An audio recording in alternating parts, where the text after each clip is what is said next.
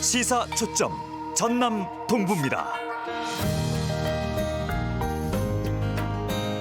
시사 초점 전남 동부입니다. 진행을 맡은 윤영혁입니다. 우리에게 정치는 왜 필요할까요? 시민의 삶을 보살피고 따뜻한 지역과 공동체를 만들기 위해서입니다. 우리에게는 그런 정치가 필요합니다. 정치는 권력자를 위한 것이 아닙니다. 구성원들이 서로 돕고 협력하는 삶을 살 수 있도록 뒷받침할 때 정치는 빛이 납니다. 시민을 웃게 할 수 없는 정치, 그리고 사회를 밝게 만들 수 없는 정치는 더 이상 정치가 아닙니다. 시민을 극단적으로 분열시키고 사람들 사이의 관계를 증오와 혐오로 갈라놓고 자기들끼리 몰려다니는 정치는 독단이며 독단은 정치의 적일 뿐입니다. 서로 다른 의견을 존중하고 토론을 할 때라야 정치는 정치일 수 있습니다. 정치가 세상을 밝고 따뜻한 곳으로 만들어야 할 소명을 버리면 우리의 삶은 위험해집니다. 우리에게 그런 정치는 필요하지 않습니다. 시사초점 전남 동부입니다에서 오늘 준비한 내용입니다. 작가를 만나다에서는 팬덤 정치는 무엇이고 왜 문제인지를 분석한 책 혐오하는 민주주의의 저자 박상훈 박사 만나봅니다. 문화의 놀자에서는 사연이 있는 노래 들려드립니다.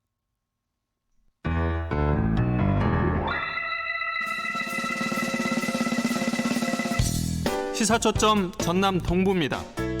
월요일부터 금요일까지 오전 8시 30분 여러분을 찾아갑니다. 매달 마지막 주 금요일 이 시간에는 화제가 되고 있는 책과 작가를 만나봅니다. 오늘은 팬덤 정치를 통해 한국 민주주의를 입체적으로 분석한 책 혐오하는 민주주의의 저자 박상훈 박사 만나봅니다. 전화 연결되어 있습니다. 박사님 안녕하세요. 예, 안녕하십니까. 예. 이 책 혐오하는 민주주의 소개부터 좀 해주시죠.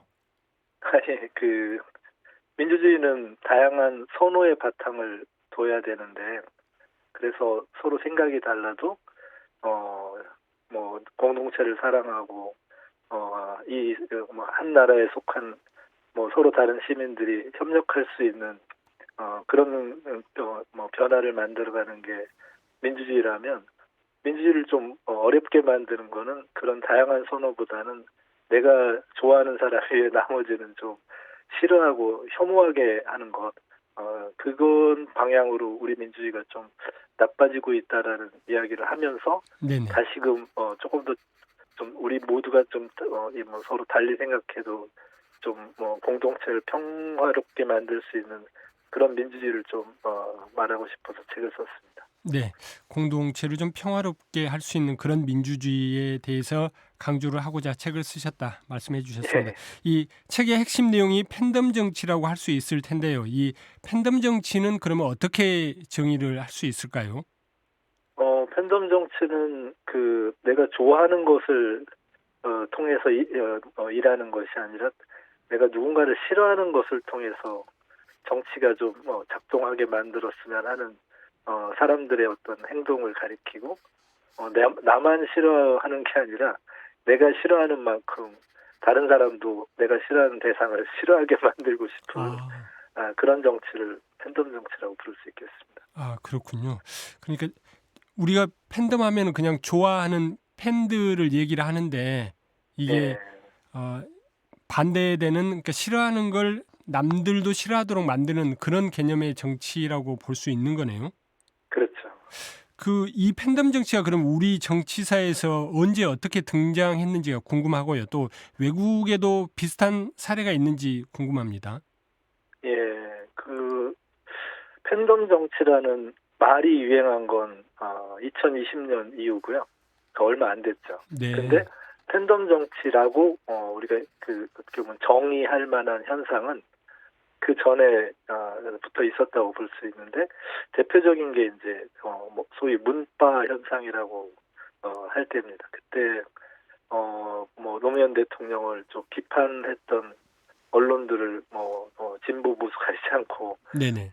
공격하거나 이런 생각이 다른 또 정치인을 공격하거나 하면서 등장한 것이니까 아마 한 2016년 정도부터 우리 정치가 조금씩 그렇게 변했다고 볼 수 있고요. 예. 다른 나라에서는 이런 걸 이제 포퓰리즘이라고 부릅니다. 포퓰리즘 그러면 뭐 지금 아주 전 세계를 좀 걱정하게 만드는 미국의 트럼프 현상도 뭐 유사하게 하여튼 언론 욕하고 지식인 욕하고 민주당 욕하는 걸로 네네. 트럼프라고 하는 한 독특한 인물이 주목을 받는 것도 팬덤 현상이라고 부를 수 있고, 그 전에 영국의 브렉시트 현상도 비슷합니다. 그러니까 뭔가 잘못된 거는 다 EU 때문이고 또 이민자들 때문이라고 하면서 이민자들을 혐오하는 걸 통해서 정치를 이렇게 주도하려고 했던 것도 팬덤 정치 또는 포퓰리즘의 양상이라고 볼 수 있고, 푸틴이 러시아에서 선거에서 저렇게 큰 인기를 끄는 것도 네네.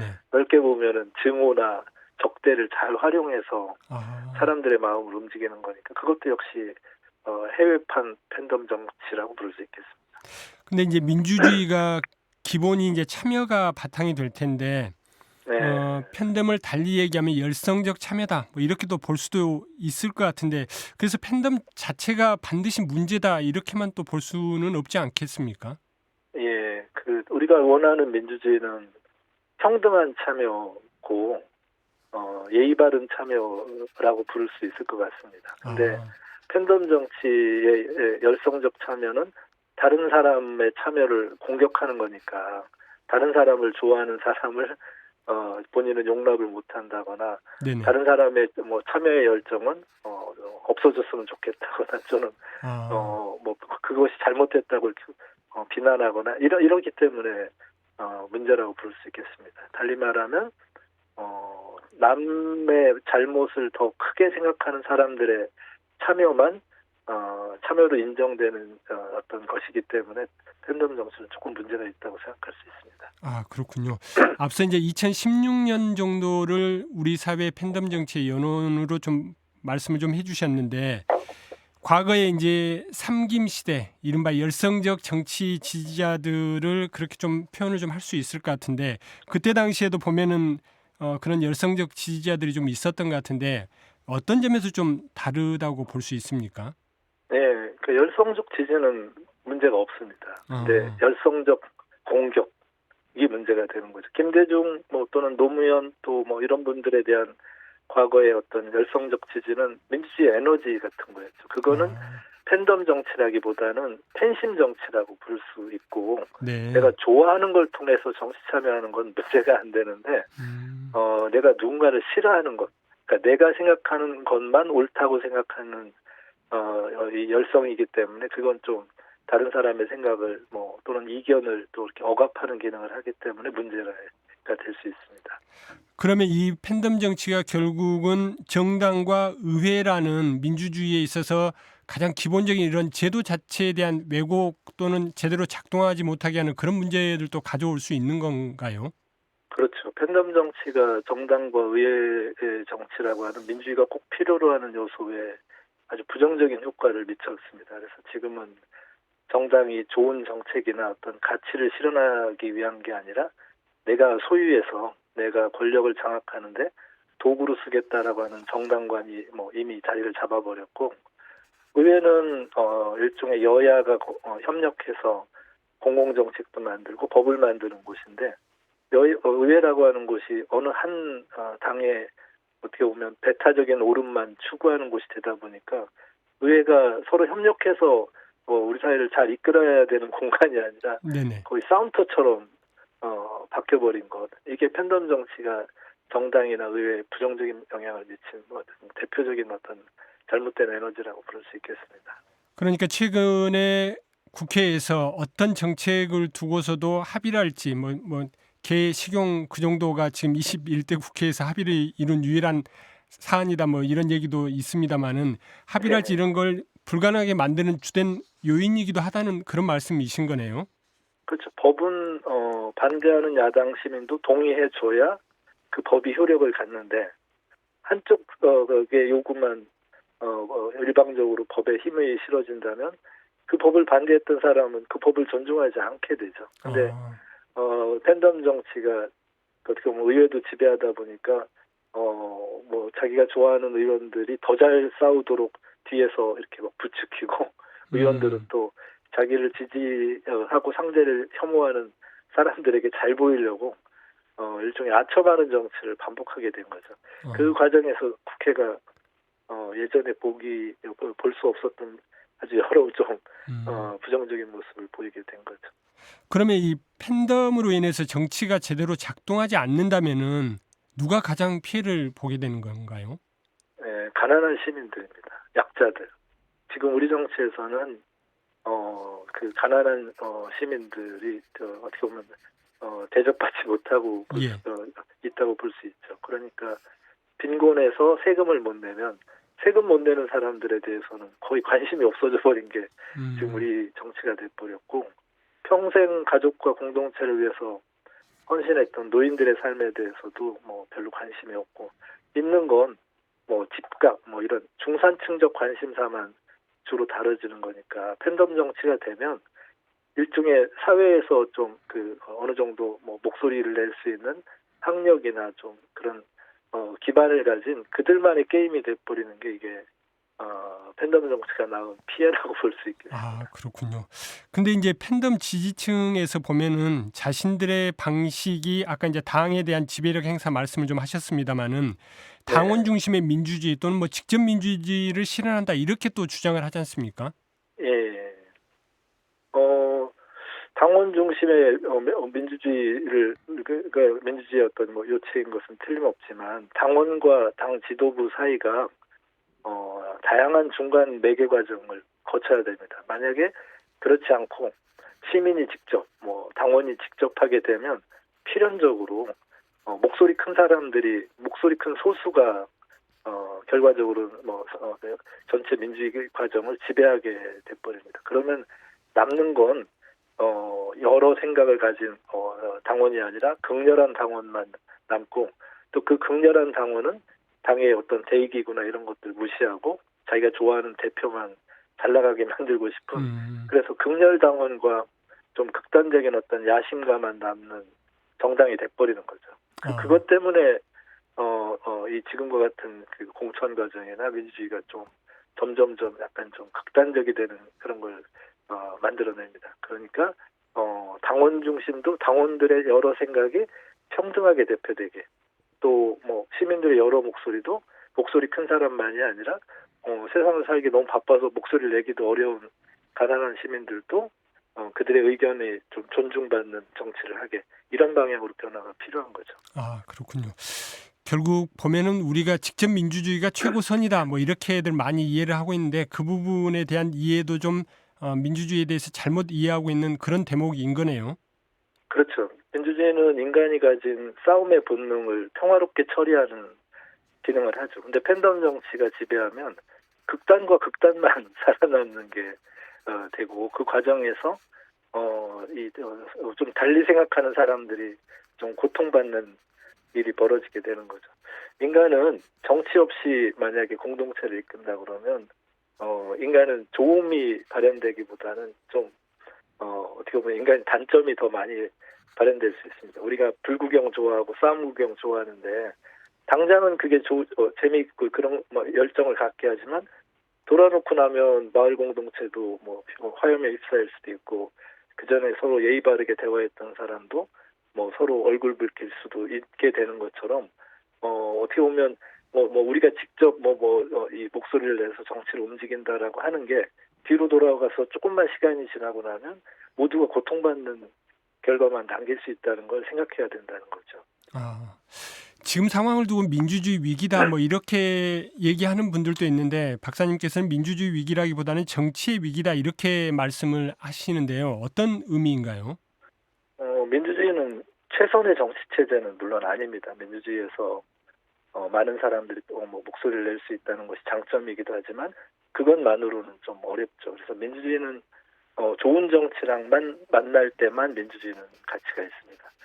민주주의는 좋은 정치가 뒷받침이 안 되면 히틀러가 민주주의를 통해서 전체주의자로 뽑힐 수 있듯이 좋은 정치의 기능이 없다면 민주주의는 최악이 될 수 있다는 걸 좀 생각해야 됩니다. 그래서 당원이나 국민이 뭐 하면 된다고 했는데 결과적으로는 국민이나 당원 가운데 일부가 환호하는 사람들이 뭐 결국 뽑히고 그들이 야심가로서 그 야심을 실현하게 된다면 민주주의도 얼마든지 전체주의로 타락할 수 있다는 생각을 저는 좀 해야 된다고 책에서 좀 강조하고 싶었습니다. 아, 그렇군요.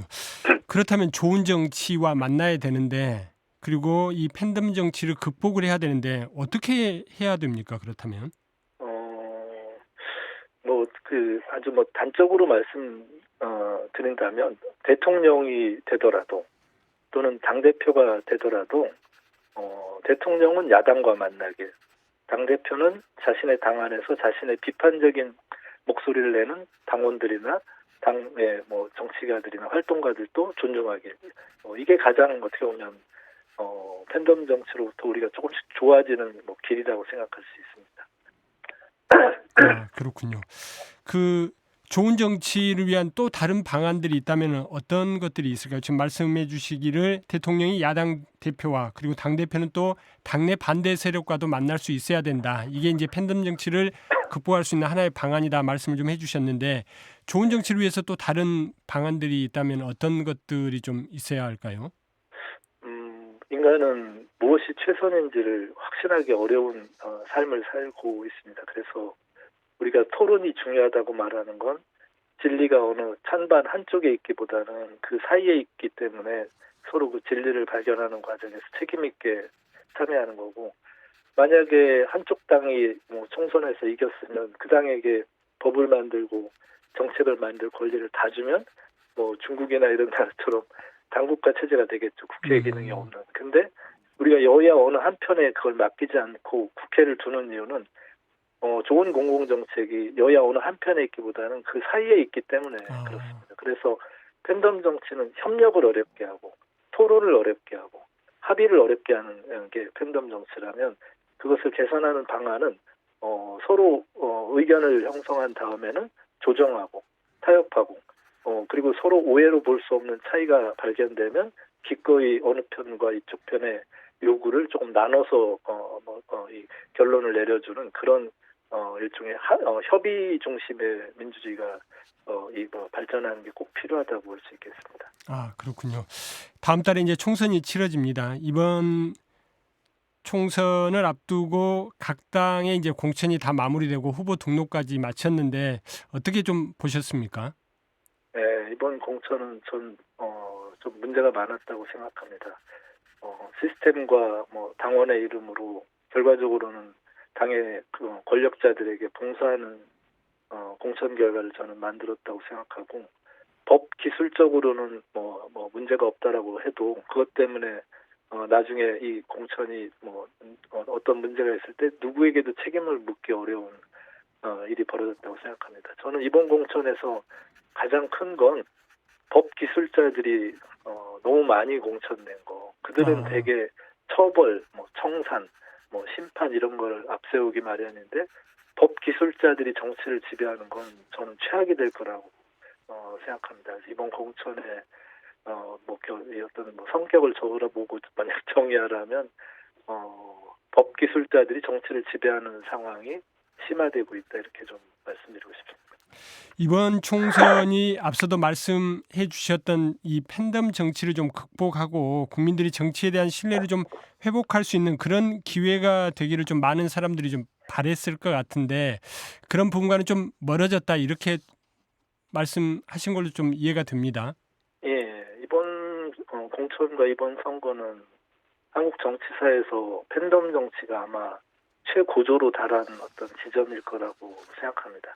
한편에는 정치에 대한 극단적인 참여의 열정이 있고, 다른 한편에는 정치에 대한 극단적인 무관심이나 혐오가 이렇게 분기될 그런 상황 앞에 우리가 있다고 생각합니다.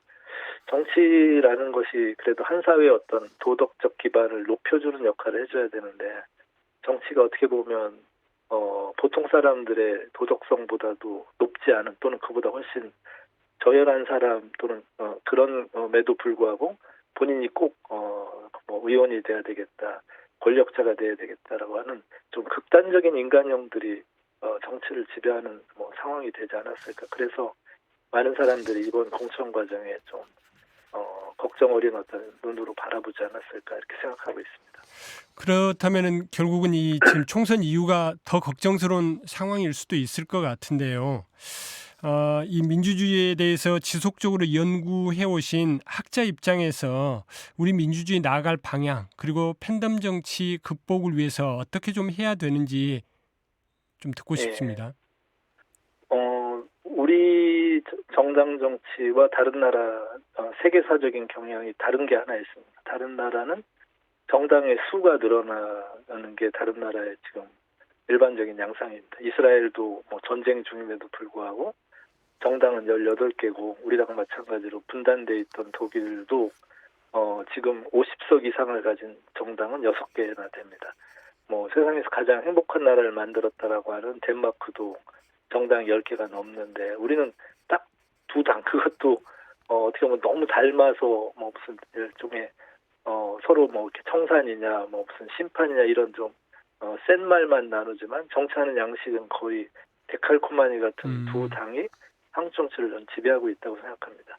저는 하나의 오름이 강변되는 정치가 아니라 여러 오름들이 우리 사회를 풍요롭게 만드는 다원적이고 좀 서로 이견들이 좀 존중되는 그런 민주주의로 좀 갔으면 좋겠습니다. 두 개의 정당만 서로 극단적으로 다투면 우리 삶 자체도 상처받고 우리가 일상에서 정치 얘기도 평화롭게 하기 어렵다고 봅니다. 그래서 심판하는 민주주의, 이 청산하는 민주주의는 좀 줄이고 서로 다르기 때문에 안전한 민주주의 또는 서로 충분한 어떤 수기를 가지고 공적 결정을 이끌어가는 좀 느린 민주주의가 우리한테 좀 필요하다고 생각합니다. 네, 알겠습니다. 느린 민주주의 기억에 남는 말씀인 것 같습니다. 오늘 말씀 여기까지 듣겠습니다. 고맙습니다. 예, 감사합니다. 지금까지 책 혐오하는 민주주의의 저자 박상훈 박사였습니다.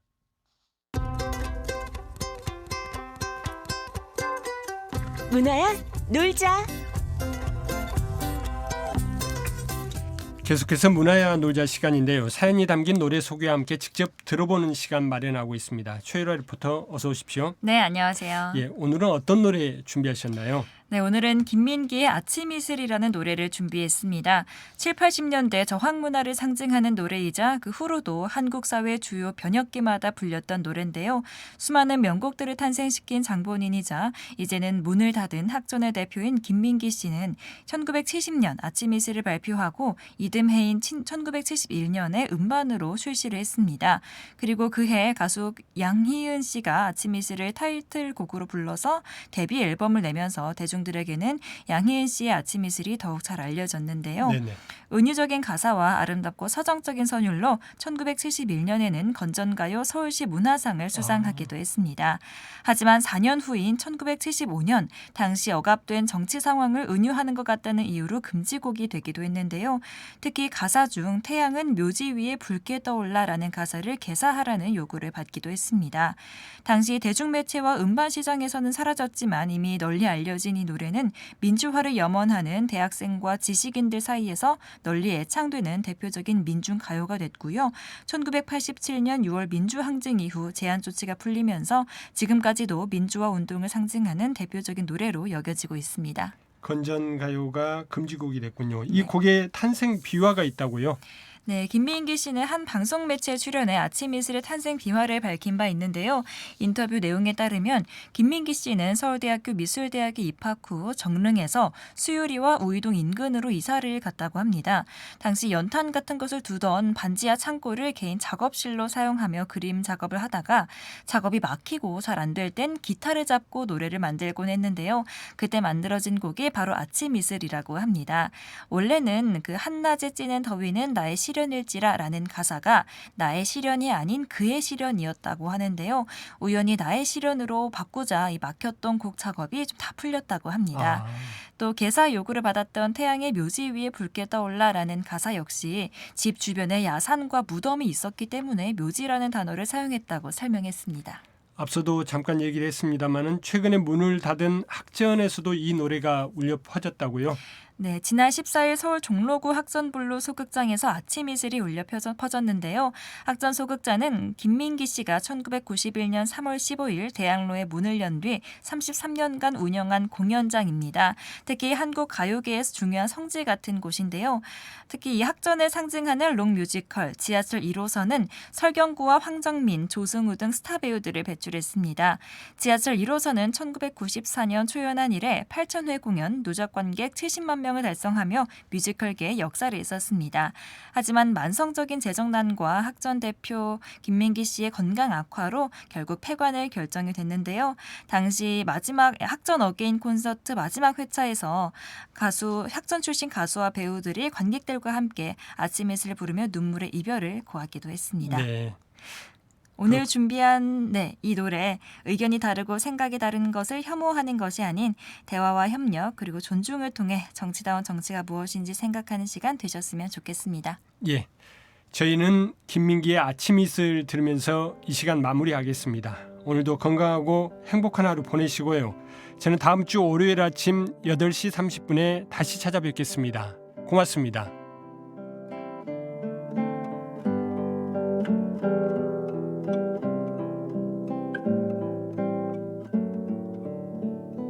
긴 밤시 새우고 불림마다 맺힌 진주보다 더 고운 아침 이슬처럼 내 맘에 서름이 알알이 맺힐 때 아침 동산에 올라 작은 미소를 배운다. 태양은 묘지 위에 붉게 떠오르고 한낮에 찌는 더위는 나의 시련일지라 나 이제 가노라 저 거친 광야